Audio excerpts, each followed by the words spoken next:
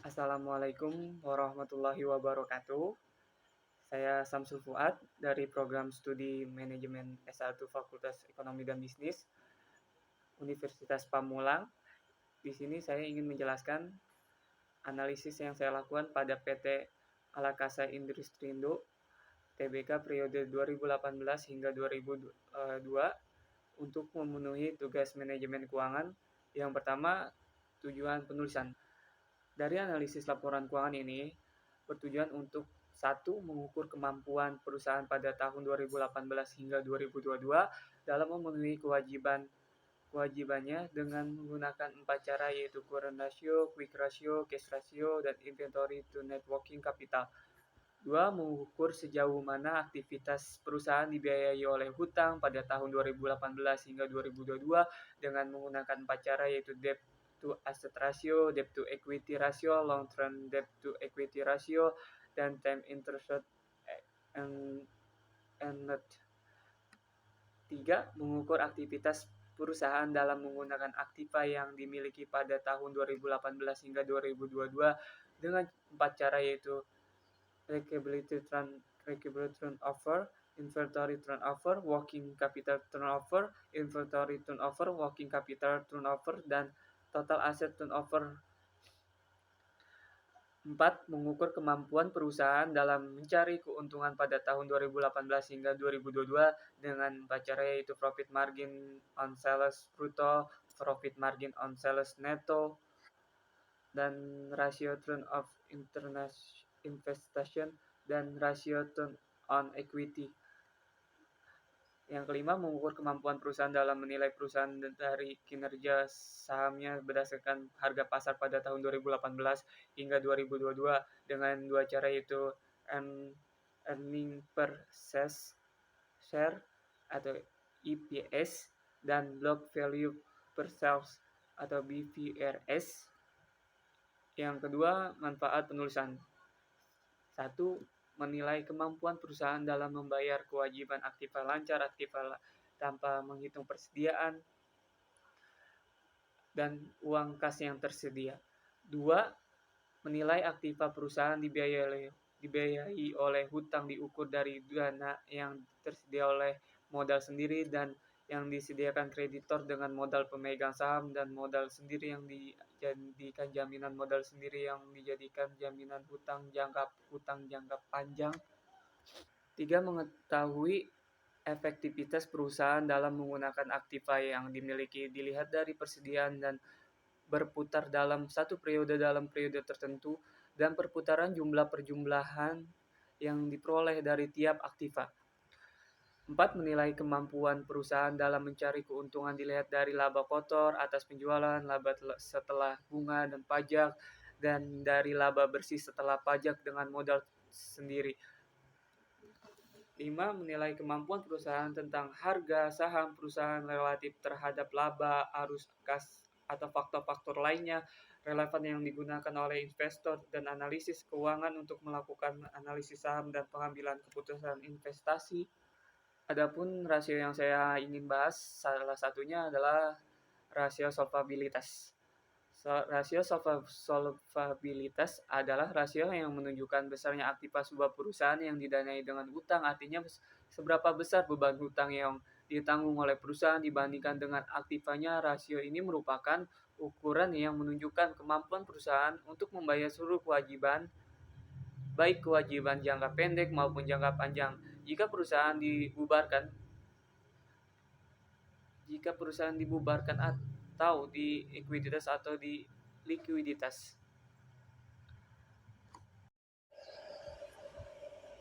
Pada tahun 2018, 84,48% pendanaan aktiva perusahaan adalah dengan hutang dan 15,52% lagi dibiayai oleh modal sendiri atau modal pemegang saham. Pada tahun 2019, 82,67% pendanaan aktiva perusahaan adalah dengan hutang dan 17,33% dibiayai oleh modal sendiri atau modal pemegang saham.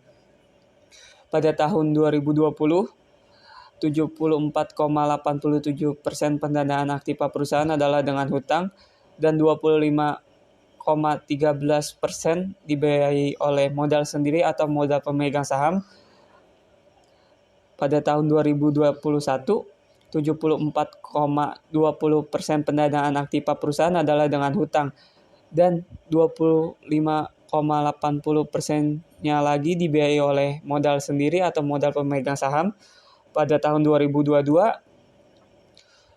71,23% pendanaan aktiva perusahaan adalah dengan hutang dan 28,77%-nya dibiayai oleh modal sendiri atau modal pemegang saham. Maka pada tahun 2022 dibandingkan dengan kondisi perusahaan pada 4 tahun terakhir, perusahaan mengalami penurunan yaitu 71,23%. Hal ini menunjukkan bahwa kondisi keuangan perusahaan terhadap hutangnya dinilai masih baik. Rasio solvabilitas yang kedua yaitu debt to equity ratio. Pada tahun 2018, 544,26% atau 5,4426 kali hutang perusahaan dijamin oleh pemegang saham. Pada tahun 2019, 477,16% atau 4,7716 kali hutang perusahaan dijamin oleh pemegang saham. Pada tahun 2020, 297,92% atau 2,9792 kali hutang perusahaan dijamin oleh pemegang saham. Pada tahun 2021, 287,66% atau 2,8766 kali hutang perusahaan dijamin oleh pemegang saham. 2022, 247,69% atau 2,4769 kali hutang perusahaan dijamin oleh pemegang saham. Jika kita lihat hasil perhitungan di atas, pada tahun 2018 sampai 2022, debt to equity ratio mengalami penurunan setiap tahun. Hal ini menunjukkan bahwa perusahaan memiliki DER yang masih terlalu tinggi yang menandakan beban bunga perusahaan akan semakin besar dan mengurangi keuntungan. Rasio solvabilitas yang ketiga yaitu long term debt to equity ratio. Pada tahun 2018, 12,02% hutang jangka panjang dapat dijamin oleh modal sendiri. Pada tahun 2019, 1,77% hutang jangka panjang dapat dijamin oleh modal sendiri. Pada tahun 2020, 0,34% hutang jangka panjang dapat dijamin oleh modal sendiri. Pada tahun 2021, 1,26% hutang jangka panjang dapat dijamin oleh modal sendiri. Pada tahun 2022, 0,44% hutang jangka panjang dapat dijamin oleh modal sendiri.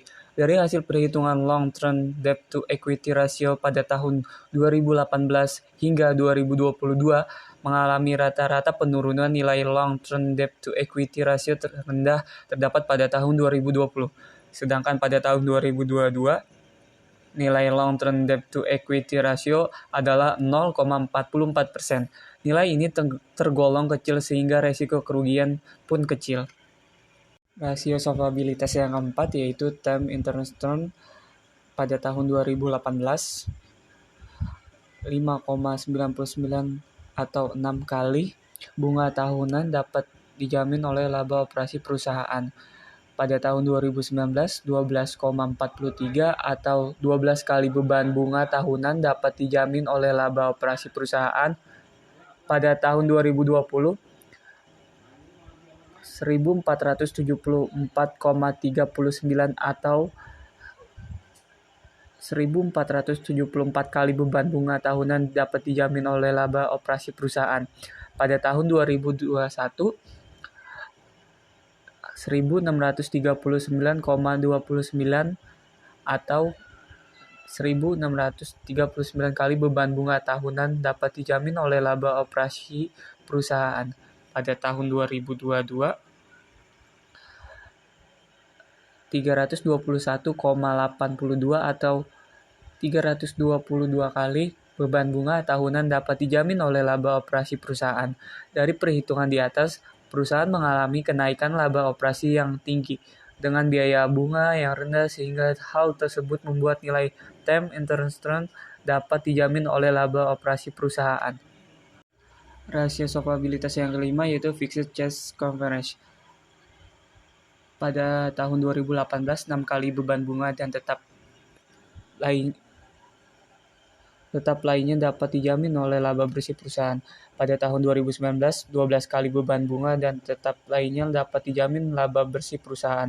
Pada tahun 2020, 1,499 kali beban bunga dan tetap lainnya dapat dijamin oleh laba bersih perusahaan.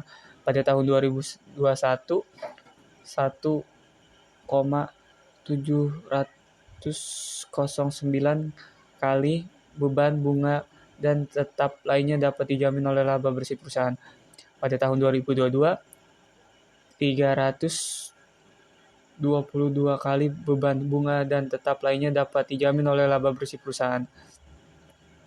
Dari perhitungan fixed charge coverage pada tahun 2018 hingga 2022 membuktikan bahwa perusahaan mampu memenuhi kewajiban jangka panjang seperti biaya bunga dan pembayaran utang lainnya, sehingga dapat dikatakan perusahaan dalam kondisi baik. Rasio pelindungan beban tetap yang tinggi menandakan solvabilitas keuangan perusahaan dan potensi untuk membayar kewajiban keuangan dengan lancar. Baik, itu adalah analisis rasio solvabilitas dari PT Alakasa Industrindo Tbk. Ada sedikit saran dari saya mengenai rasio solvabilitas, yaitu jika perusahaan memiliki beban bunga yang tinggi, sebaiknya mempertimbangkan dan merundingkan ulang perjanjian pinjaman dengan bank atau lembaga keuangan. Dengan mengurangi beban bunga, perusahaan dapat meningkatkan probabilitasnya. Baik, sekiranya cukup sekian. Terima kasih dari saya. Kurang lebihnya mohon maaf. Wassalamualaikum warahmatullahi wabarakatuh.